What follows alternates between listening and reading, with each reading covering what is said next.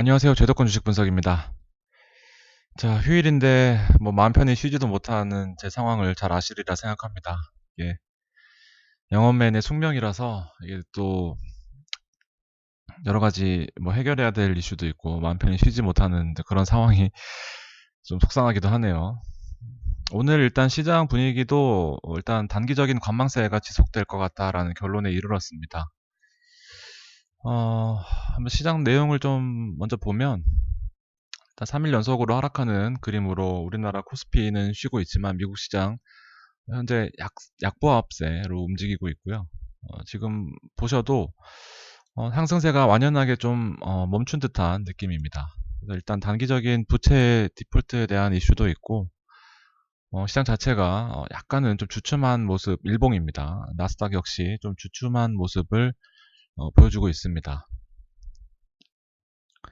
유럽 증시도 지금 쌍바닥 형태인데 만약에 이게 또 무너진다고 한다면 또 전 저점 4천 이하까지 또 내려올 수 있는 가능성이 있는 그런 모습입니다. 전반적으로 좀 좋은 흐름이랑은 분위기가 조금 다른 그런 느낌이에요.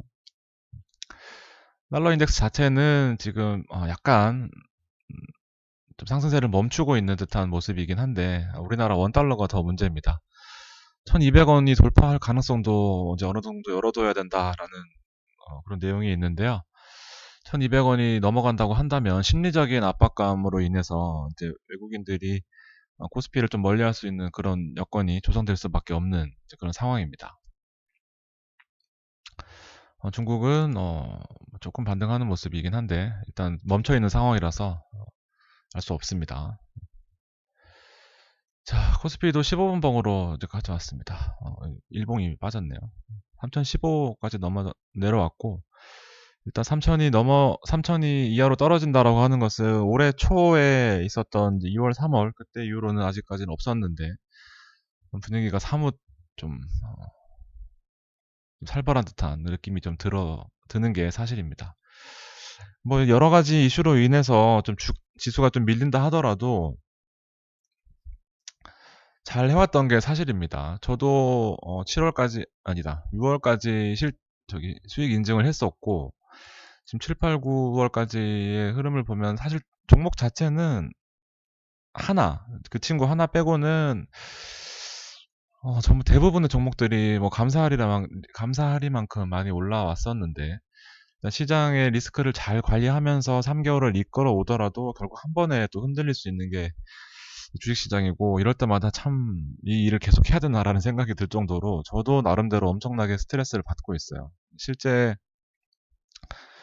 저도 SKC에 많이 들어가 있고 여러분들도 이제 한창 제가 흐름이 좋았다 보니까 또 비중 실어서 따라오신 분들도 많이 계실 것 같고 또 20만 원의 매도 목표를 5% 손절, 5% 이익이라고 커뮤니티에 글도 남겨놓고 저도 나름대로 원칙을 세웠었는데 이제 그걸 실행 못하고 거의 20% 가까운 손실 맞아버리니까 또 마음도 아프고 또 화도 나고 여러 가지로 그래서 제가 지금 타이레놀을 2개나 먹었어요. 어제 저녁이랑 오늘 아까 한 2시쯤?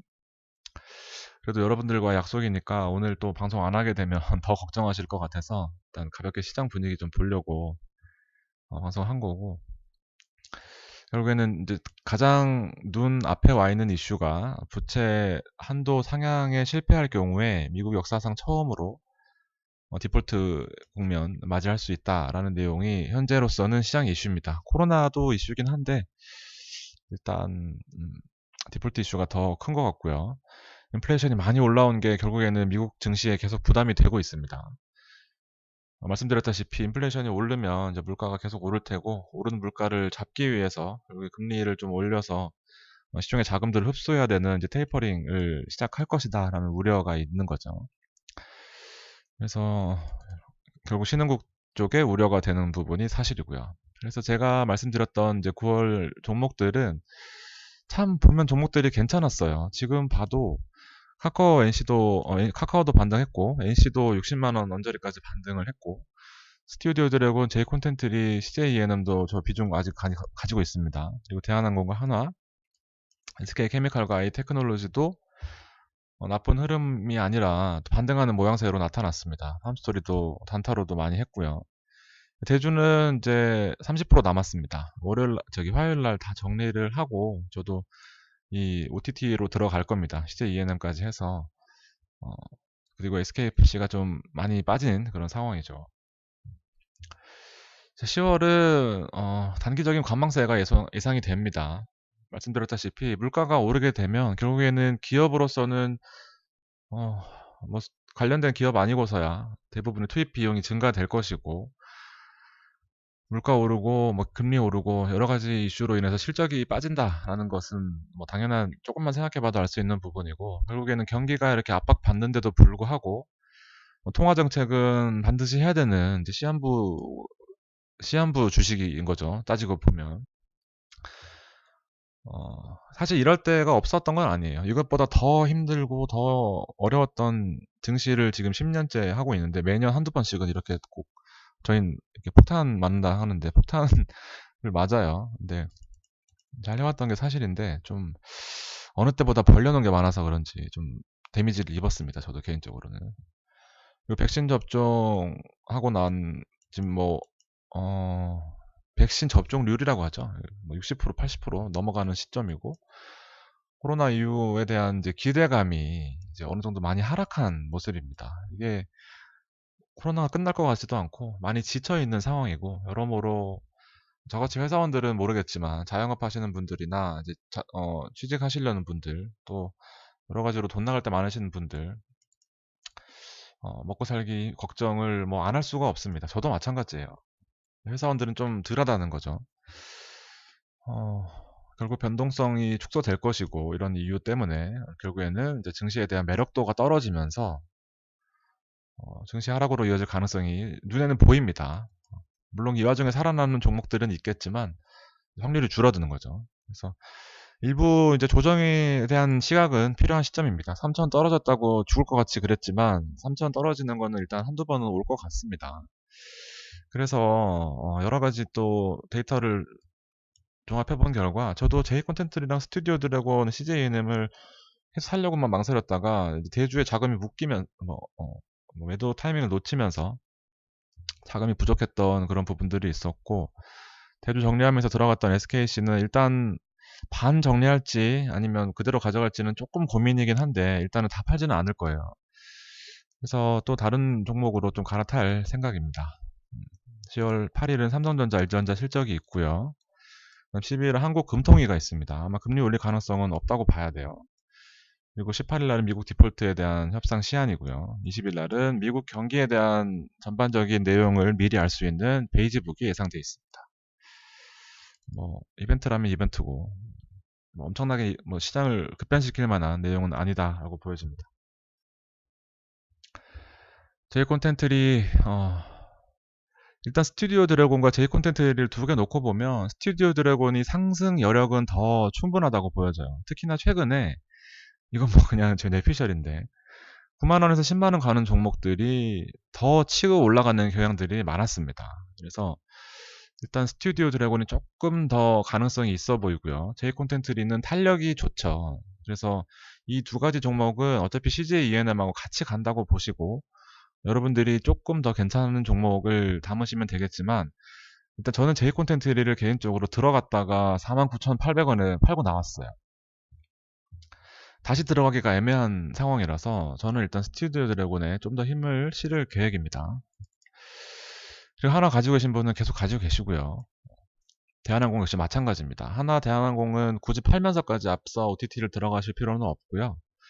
SK케미칼 탄력 붙어서 잘 올라오고 있습니다. 화학주가 끝날 듯 끝나지 않은 부분들이 좀 있어요. 근데 물론 시장은 밀릴 겁니다. 그래서 적당한 시점에 잘 팔고 나오시는 게 중요하고 일단 급락할 가능성이 낮다고 봐요. 스튜디오 드래곤과 제이 콘텐츠리는 어, 앞- 여러분들 넷플릭스 지금 엄청 많이 보시죠. 그리고 뭐 여러 가지 관련된 그 구독 경제 서비스에서 이런 뭐라 그래야 되나요? 웹 관련된 이 콘텐츠 시장에 대해서는 앞으로 시장이 무궁무진할 일만 남았지 떨어질 가능성은 낮아 보여요. 여러분 보시기에도.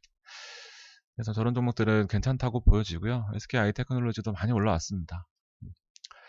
SKC가 문제예요. 결국에는 차트만 봐도 진짜 마음 아픈 차트인데 이것 때문에 힘이 안 나더라고요. 제가 3일 연휴 원래 진짜 누구보다도 신나게 노는데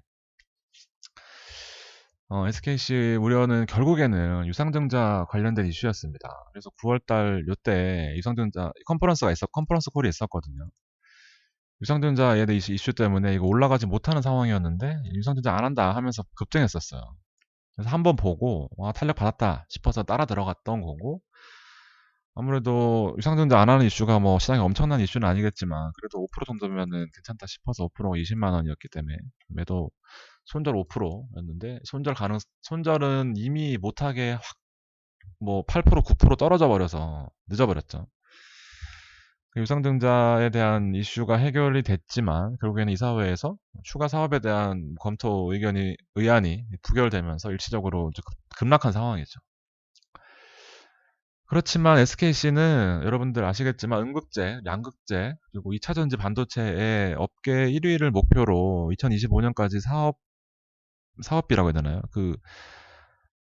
어, 사업비가 아닌데, 그 시설 투자에 5조 원 이상의 그 비용을 투입하면서 업계 1위를 목표로 하고 있는 엄청난 반도체 회사입니다. 그래서 여러 가지 상황을 봤을 때는 이런 급락 이슈가 있겠지만, 뭐, 사실 이사회에서 부결 났다고 해서 회사가 끝나는 건 아니니까 조금 힘드실 수는 있어요. 저는 뭐 개인적으로 혼자 들어가 있었다면 조용히 그냥 아휴 또 폭탄 맞았거나 들고 있겠거나 하면 되는데 상황이 좋았고 여러 가지 타이밍이 그 한 3달 동안 좋았던 부분들을 또 한 번에 실추시키는 또 그런 상황이 연출이 되고 말았습니다. 아무튼 좀 힘드시겠지만 또 돌아와요. 주식시장은 뭐 급락했다가 안 올라오는 종목이 어디 있습니까? 이거 급락했나요?